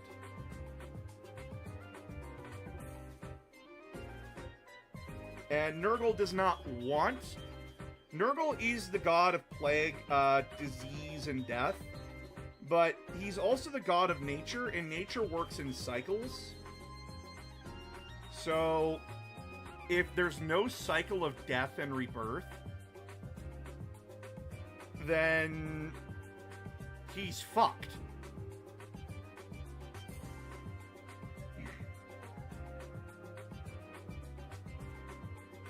So it would not be sustainable. It's actually why Nurgle followers in 40k actually don't like a group called the Purge. Because the Purge want to eliminate all life. And that goes in sharp contrast to the guys who want to spread disease to life, because if you don't have life to spread disease to, then what's the goddamn point? How do you do that? It killed everybody. You can't spread the disease. You can't spread Papa's gifts if everyone's fucking dead. So, yeah.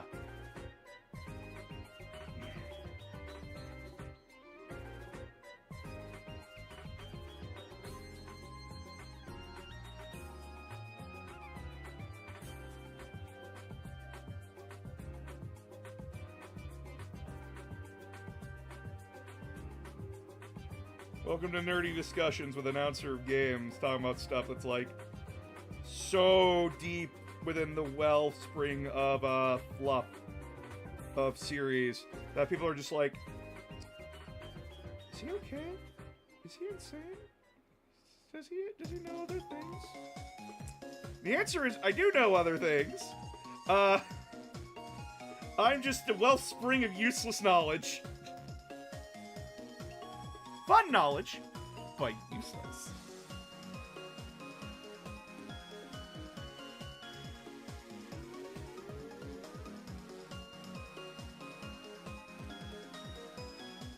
Oh, there is a bit of an update, by the way. I posted on TikTok for the first time in months. Does that mean I'm back on TikTok? No. It's more of a big update for TikTok to tell people, hey, I'm over here. No ifs, ands, or buts about it. I am over here. Go subscribe to my YouTube and my Twitch. Without saying YouTube and Twitch, because I know how that fucking app works. As well as informing everyone, like, yeah, no, the videos on my TikTok are going to be trailers for other videos.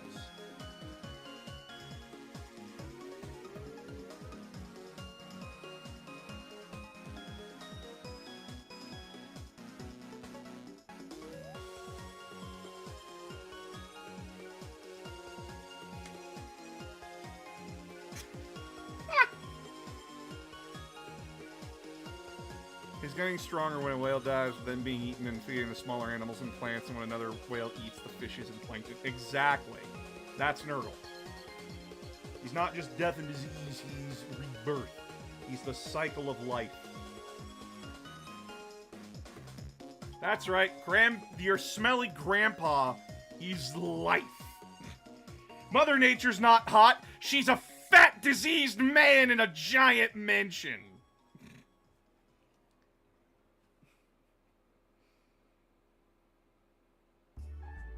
His wife's the hot one.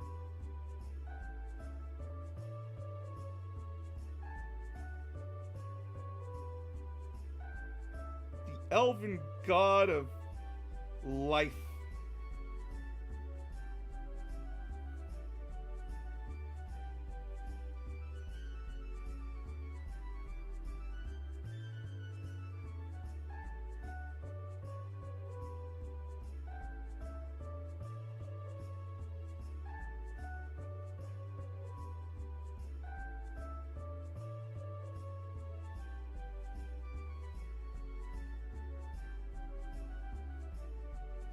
Oh, by the way, before we go today, there is something that I want to say to my fellow content creators, because I notice a lot of people do this, and I'm giving advice because I'm a good lad. So, yesterday, Lost in Spirals, at the end of her stream, she raided into another streamer, Spooky, I believe their name was, to my fellow content creators, stop playing licensed music in the background of your fucking streams. You probably haven't noticed, because Twitch does not fucking tell you. It does not give you a notification, but if you're playing music like that in the background of your streams, those songs are copyrighted.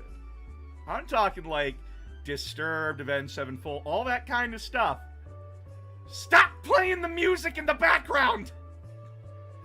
Unless you know for certain that those companies and bands won't hit you. I'm sitting here and I'm like,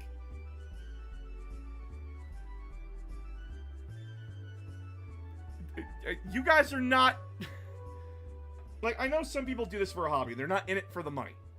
I get that. But your video getting hit, your stream getting hit, not only impacts your money, it impacts your views.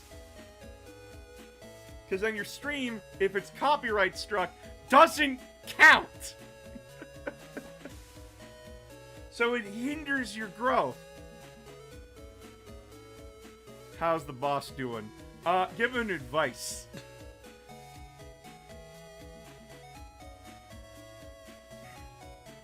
Because I want my fellow creators and fans to succeed, but I see so many of them just playing music in the background, and I'm like, oh man, this song's great. Wait. And I'm not saying this because I'm like mad at you. I'm mad at these people. I'm like, they either genuinely don't know or they haven't noticed.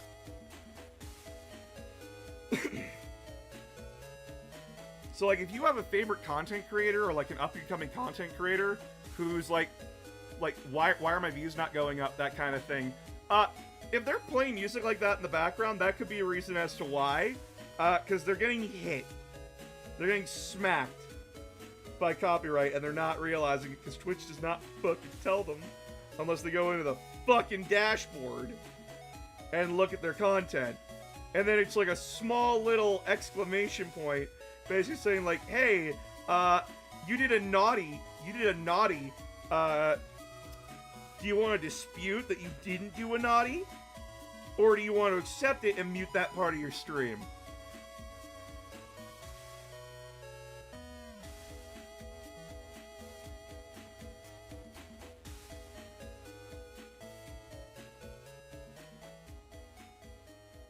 And like, I know like some people said like, oh, I don't do this for like a job, I have a job, I just do this for fun. If you're doing it for fun and you don't care, just disregard what I'm telling you. But if you are trying to make a career out of this, you might want to start looking. You might want to start.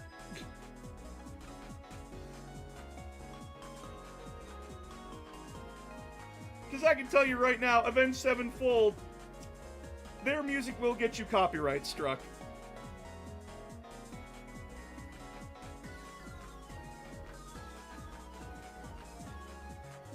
And trust me, when I made my Halo 4 video, oh my god, did I get hit hard.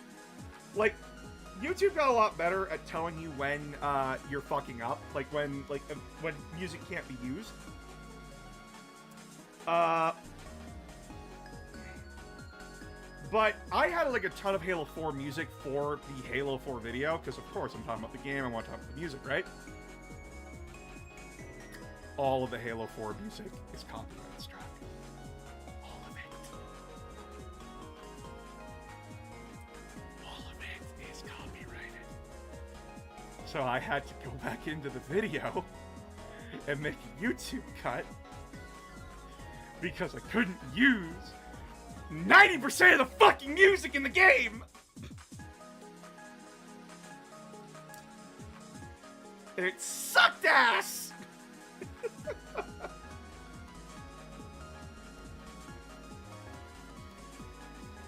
How was my break? My break was good. My break was good. There will be a video talking about the Warhammer Edmonton Open. I'm currently working on it. I started it today. I got the intro done at least.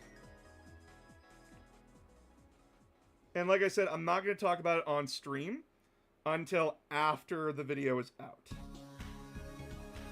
Because I don't want to spoil it.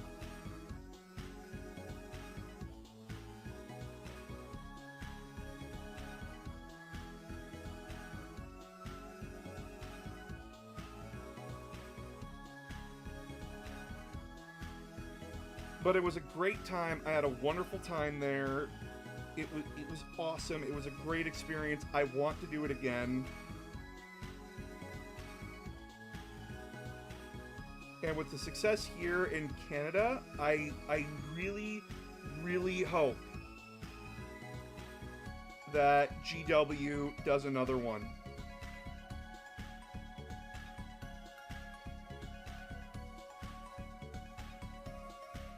And, like, I had a head judge ask about my channel. A head judge. That's what, like, threw me off, like, the biggest thing. A head judge asked me about my channel. And I'm just like, panic.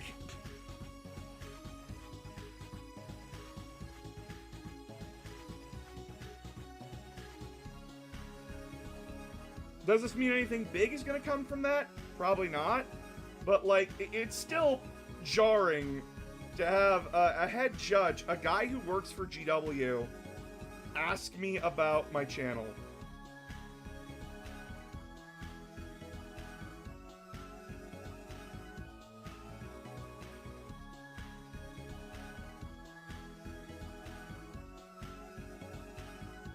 I also got recognized quite a bit.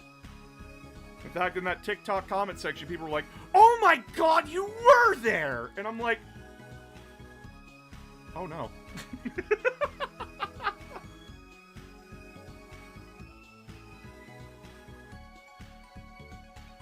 I guess I didn't make myself that approachable, which is kind of bad. But again, like, I didn't tell many people I was going. Like, if you're on my Blue Sky or on my Discord, you knew I was going. But, like, not everyone is.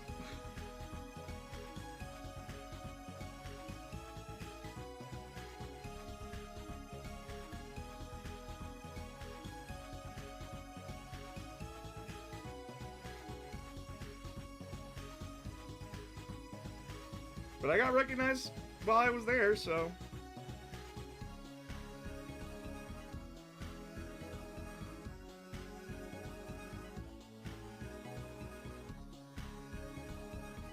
And I would like to do more conventions. I would.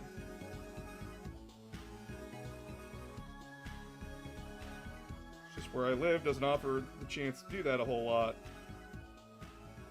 Unless, like, a convention wants me to go down and they pay for, like, the full trip.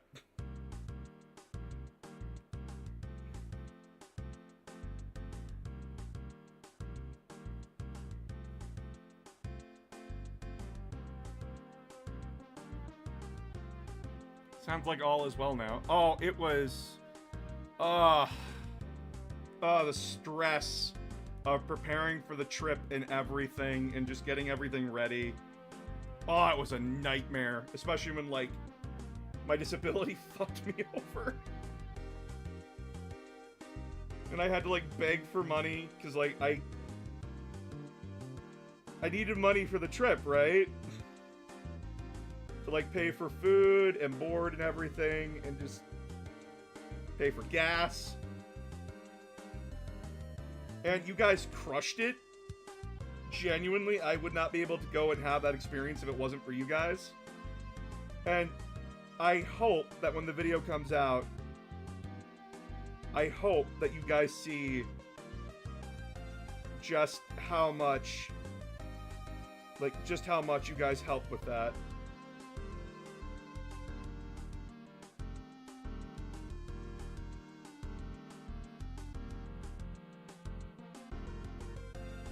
But I will show one thing before we go today. Just gonna get this shoulder pad painted up in gold.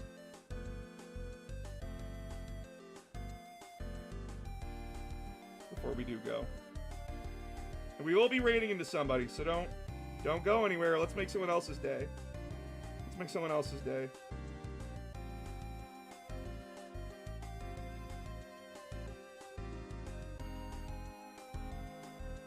Alright.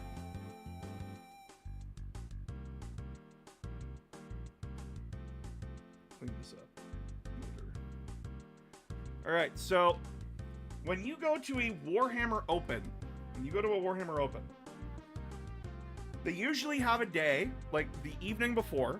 They have a get-together, they have a meet and greet. And you get a swag box. Everything in the swag box has been taken out because I was using it. but like it gave me a really cool metal bookmark, metal dice, objective markers, a journal, which I did use, and tons of other things in this small box. And if you pay for like their executive one, like if you bought like the ticket, if you bought like the more expensive ticket, you got 2 free models and a few extra things as well. It was really, really cool. It's really, really cool.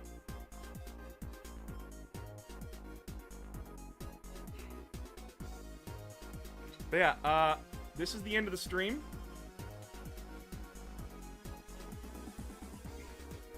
This is the end of the stream, so, what models were they? It was a Genestealer cultist. Like it was the guy with like the revolver, and a Skaven wizard, or AOS.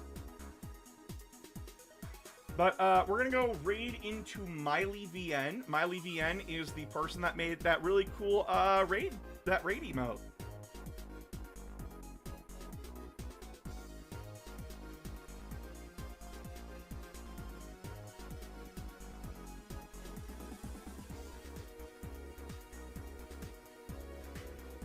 So yeah, we're gonna go raid her. So get your raid emotes ready, get your emotes and everything ready, chat. She's a wonderful artist. She's a great person. So yeah, get ready to raid.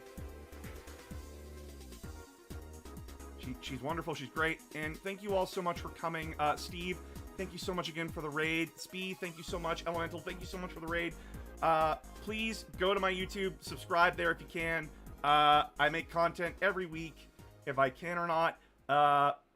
So yeah, and subscribe to the Patreon too if you want to see my videos a week early and see an exclusive Battletech series. But I will talk to you all tomorrow. Goodbye, everybody.